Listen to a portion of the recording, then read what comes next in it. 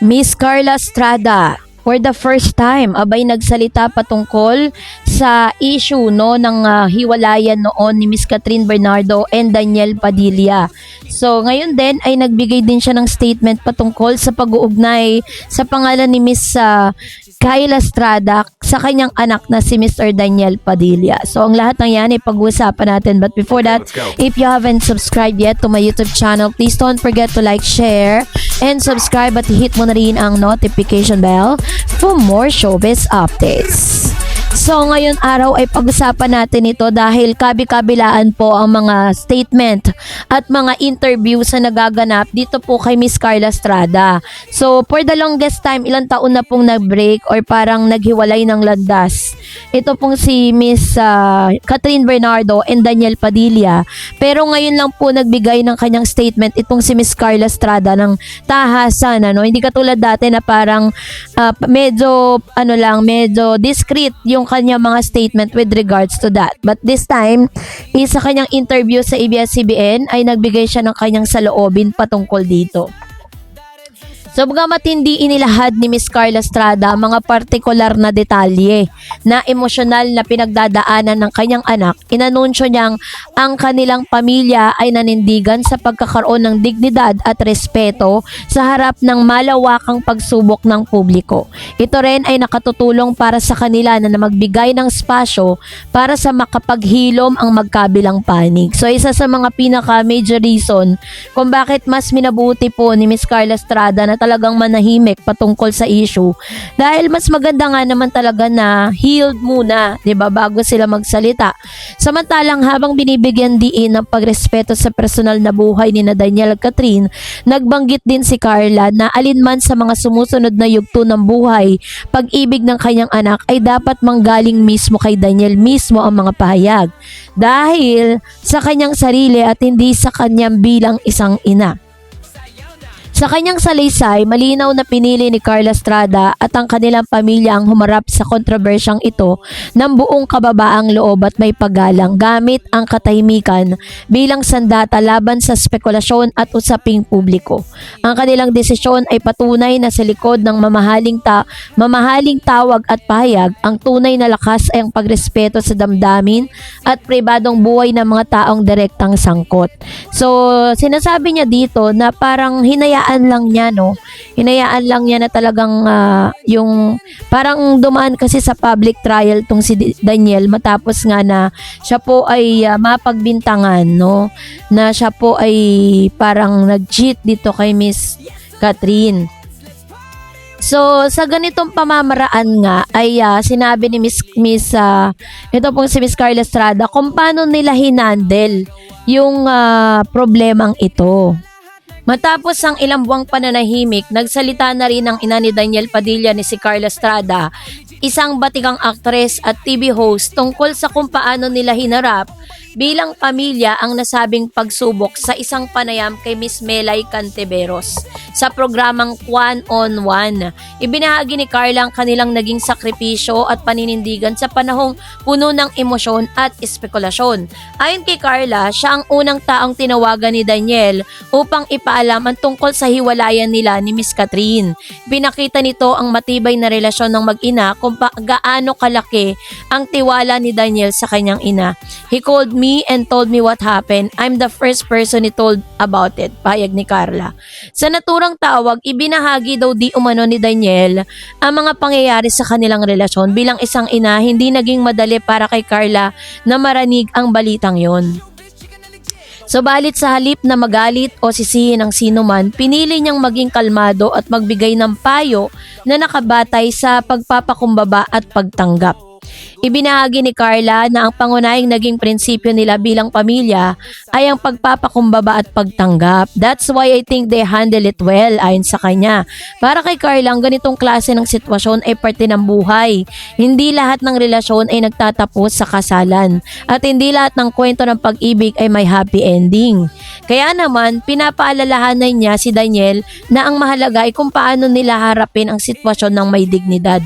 Sinabi pa nito, I said this things really happen, lalabas tayo na with humility, acceptance, and of course, kailangan natin silence. Ibig sabihin, bilang pamilya, kailangan nilang manatiling kalmado at huwag padala sa emosyon. Sa halip na makisawsaw sa mga intriga at chismis, pinili nilang tahimik na iproseso ang pangyayari. So, ibinahagi po ni Miss Carla Estrada na during the time na inamin po ni Mr. Daniel Padilla sa kanya na sila po hiwalay na, no, imbis na siya mag-hysterical, syempre kahit papaano po napamahal na rin naman si Miss Carla kay Catherine. At the same time, sila ang Katniel po kasing isa sa pinakasikat na love team, no, sa kanilang henerasyon, na talagang feeling ng lahat mauuwi na sila sa kasalan dahil sa sobrang tagal ng kanilang relationship.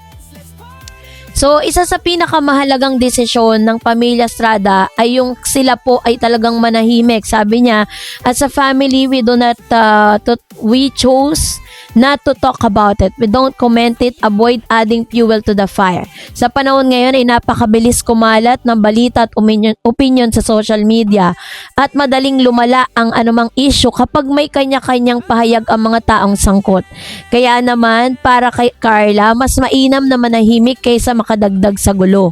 So, dahil din dito, sinabi niya rin na isa sa pinakamahalagang punto ng panayam ni Carla ang pagpapakita ng respeto kay Catherine at sa kanyang pamilya. Sabi niya, it is also to show respect to Catherine and her family. So we don't talk about it. At the end of the day, it's about him and Catherine.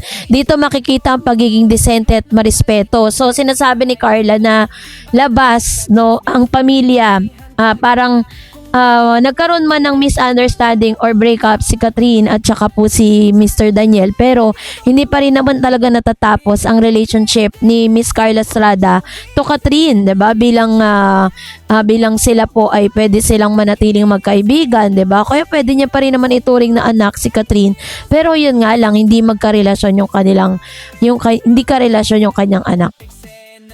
Para kay Carla, ang relasyon ni Daniel at Catherine sa kanila lamang. Walang karapatan ng sino man kahit pa siya bilang ina na manghimasok o magsalita ng detalyado tungkol dito.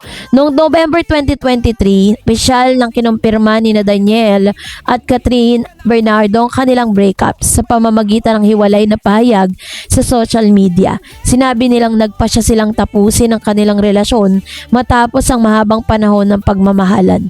Marami ang nalungkot, nabigla at hindi makapaniwala. Ang Katniel ay naging simbolo ng matibay na relasyon sa industriya, kaya naman hindi inaasahan ng publiko ang kanilang paghihiwalay. So bilang isang ina niya, sabi ni nitong si Carla, hindi madali ang posisyon ni Carla bilang ina ng isang sikat na artista. Bukod sa personal na emosyon, kailangan din niyang isaalang-alang at irespeto ang epekto ng bawat salita niya sa publiko. Kaya nga, di ba, kung mapapansin po ninyo, marami pong gusto magtanong kay Carla patungkol dyan, pero mas pinipili po talaga nila na manahimik patungkol sa issue.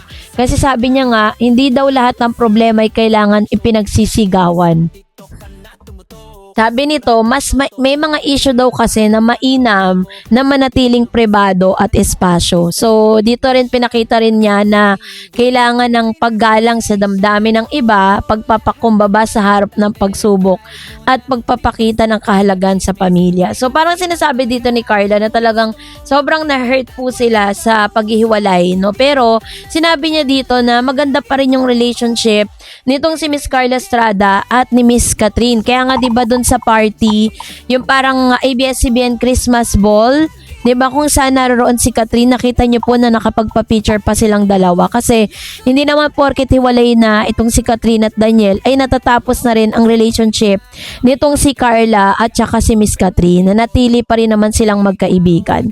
So, kasabay din ito ay inamin ni Miss Carla Estrada na happy din po siya sa bagong relasyon nitong si Mr. Daniel Padilla dahil botong-boto daw di umano si Miss Carla kay Kayla Estrada. Sabi niya pa nga, dobling kilig ang naramdaman ng mga fans at casual nang kumalat sa social media ang kuhang photos at videos sa isa pang charity event na inorganisa ng fans club ni Daniel, ang DJ Forever. Matapos ngang dumalaw makipagbanding at mag-abot ng regalo si Daniel last Saturday, The Child House Manila, kinabukasan naman ay bumisita naman ang aktor sa tahanan ng Pagmamahal Children's Home Incorporated sa Barangay Sagad, Pasig City.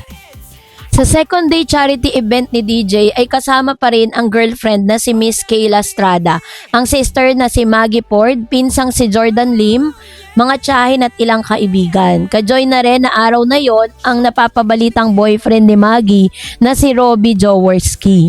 Kilig times 2 na nga na feel ng mga fans sa mga ayudang resibo na naglalabasan sa online world. Mistulang advanced Valentine's Day celebration ng araw ang nangyari sa Bay Ampunan dahil ramdam ang sweetness ng Kaynel at ni na Maggie Robbie habang masayang nakikipagkulitan sa mga bata. Kung si Daniel ay in love raw kay Kayla, ang sister niyang si Maggie, ay obvious din daw na masaya sa piling ni Robbie ha. Anyway, ang isa pang pinag-uusapan ngayon sa SOCMED ay ang tila pag-approve raw at pag-hard launch ni Carla Estrada sa bagong karelasyon ng anak niyang si Daniel. Nirepost kasi ni Ma'am si Carla sa IG story niya ang reel na pinost ng Kaynel fans. Obvious nga raw na boto si Carla sa relasyong Daniel at Kayla. So, yun na. Ibig sabihin po niyan, talagang confirm na confirm at hindi na po pwedeng i-deny, diba? Dami naman pong resibong naglabasan ngayon. Pero, syempre, ang mga Katniel fans ay nananatiling Katniel forever. So, that's it for today. For more videos and updates, please don't forget to like and subscribe, and please don't forget to follow my Facebook page, Dar Eds TV and Dar Eds channel. God bless everyone.